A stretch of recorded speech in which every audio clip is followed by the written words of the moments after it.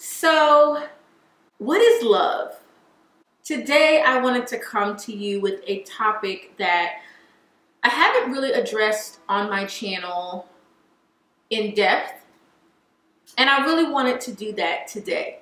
So, I think it's important when we're talking about dating and marriage, being able to identify what true love is. A lot of women are misguided and misled, and they tend to think that love cannot exist between a man and a woman, or that men cannot love us in the way that we need to be loved as feminine women who have needs and desires. And, a lot of people are just misguided. I'll leave it there.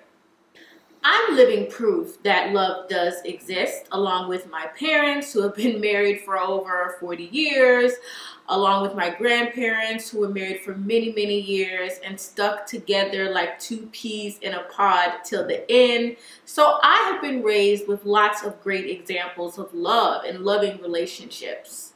But what I do want to address is, I know that sometimes in life, we experience hurt, we experience pain, different forms of abuse, and that does change your perception of love. But love does exist. God created it in us, and He created it for us so that we could thrive and deal with the issues that come to us in life. You're going to go through trials, through different life experiences, and love is what keeps you alive.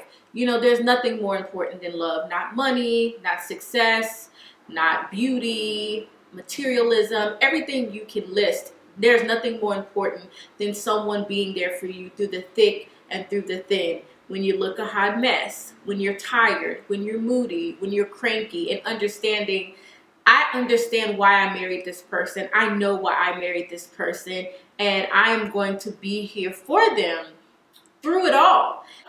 This is controversial to say, but I really think a lot of people in today's society were not raised to be equipped to have life partners. They don't understand how to love another person and what it truly means and what you have to do to keep the connection, to keep the bond, and to stay intimate. And so I wanna come and briefly talk about that today. And love is not the only component of a marriage. It takes more than love, because yes, love is within us. We were all created in love. Even if your parents had a one-night stand, or your mother or your father was never around, you were not raised in a two-parent home, we were still created in love because God created us. Period. Point blank. And that means that we are put on this earth to love and to be loved. Life is all about relationships, from career to personal development. There is nothing that you can do in this world without relationships. So I think it's important to understand that. So when you hear women say things like, I don't need a man, I don't need a man, I don't want a man, I don't need a man, I don't want a man, I'm good, boss life, I'm a boss chick, I don't need any, that a lot of times that's coming from a place of hurt, because we all need to be loved. Whether that be through friendship, whether that be through our parents, whether that be through, people that we build just everyday life relationships with, we all need to be loved. And if you're a feminine woman, you need masculine energy, not just want it, you need it. Biologically, you crave it. And so that's just facts and biology. So yesterday I posted on my Instagram letting my audience know that today I was going to talk about love on the Wifey for Life YouTube channel, and I want to read you the post. How do you identify love in a relationship? 1 Corinthians chapter 13 verses 4 through 8. Love is patient, love is kind, it does not envy, it does not boast, it is not proud. It does not dishonor others. It is not self-seeking. It is not easily angered. It keeps no record of wrongs. Love does not delight in evil, but rejoices with the truth. It always protects, always trusts, always hopes, always perseveres. love never fails. I came across a quote online, and it was a very interesting post where it basically said to replace the word love with your significant other's name. And if at the end of it all, it represents the man that you are with, well, you've just identified love, ladies.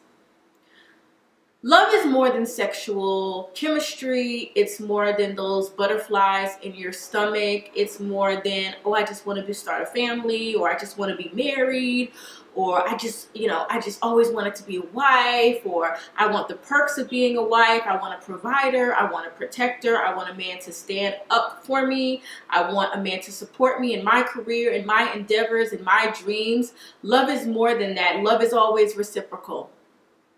So the same type of love that you're looking for in a man is the same type of love that you have to be willing to give in your own feminine essence. Men and women experience love very differently. I think when you realize this, you are going to be more successful in your love life and in your marriage if you are already a wife. And I think this is something, we need a class on this. We just need a class on just the differences between men and women. Yes, men and women, we all have a masculine and a feminine side, which we call feminine and masculine energy. Yes, we all want to be loved and appreciated, but men tend to lean more towards the respect end of the spectrum.